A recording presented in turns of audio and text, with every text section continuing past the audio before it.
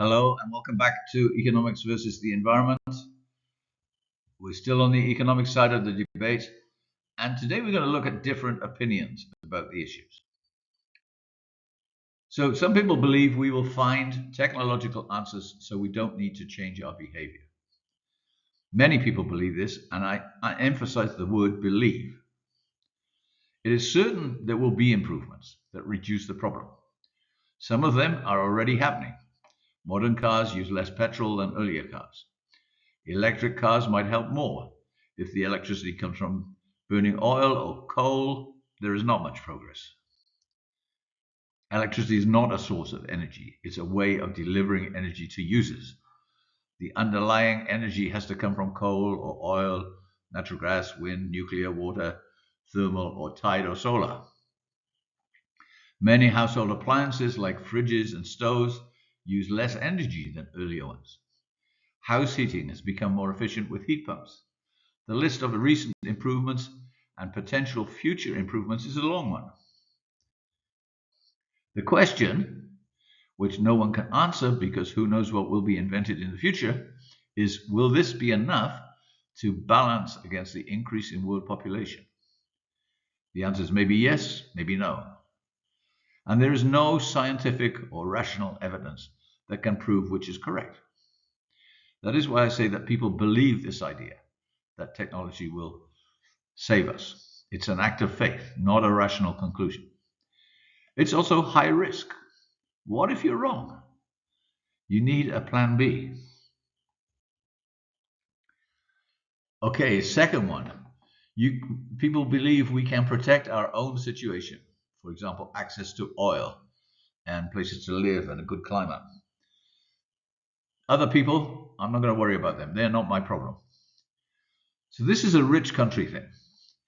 And as covered in a later chapter, a lot of people think that the USA war and occupation of Iraq is because they want to make sure that the USA can get Iraq's oil if there's a problem in future.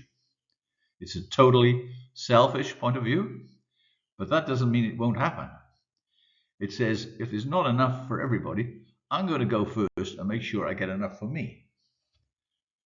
It's like when Santa Claus throws candy. Everyone tries to get one. They don't care about other people. The poor countries don't have the opportunity to participate in this game because they are too poor or their army is not strong enough. However, some poor countries might be the targets for this. Nigeria and Angola in Africa and Venezuela in South America could easily be targets. They are the closest sources of oil to the USA. With issues like global warming, we don't know for sure what it will be like if it gets out of control.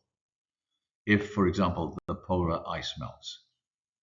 However, it seems unlikely that the human race will cease to exist, all 7 billion of us.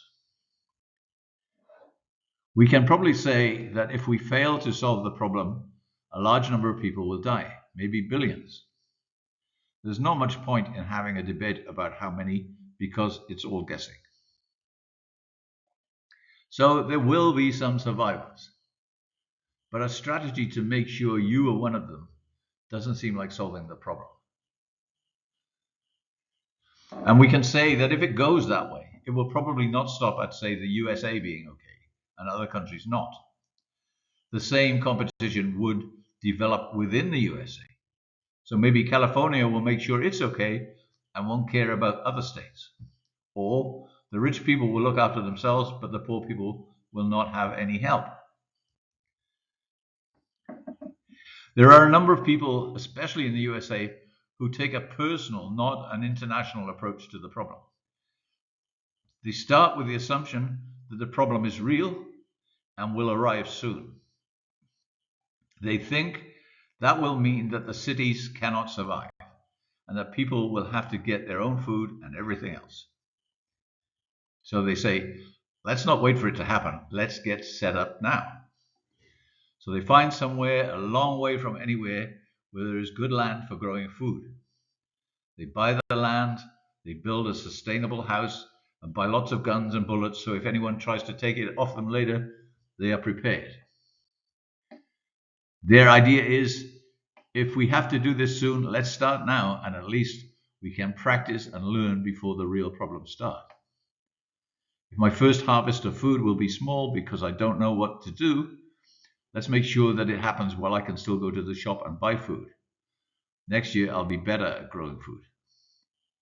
And again, a one-person answer to the problem is not what we're looking for. There are some people who believe there is no issue. It is made up to support a political agenda. This is covered more later, but like the idea that technology will come to the rescue, this is more a belief than a rational approach. The evidence that the problem is real, even if it's not always watertight, is becoming overwhelming. In psychology, there is an idea called the grieving cycle. It shows the stages a person will go through if something really bad happens, like the doctor says they have only a short time to live, or their relationship breaks up. And you can see the picture there, the different steps that you go through. So the first stage is called denial. You believe that the situation isn't true. If you break up with your girlfriend or boyfriend, maybe you want to believe it's not true. The same with the evidence of climate change. You want to believe it's not true.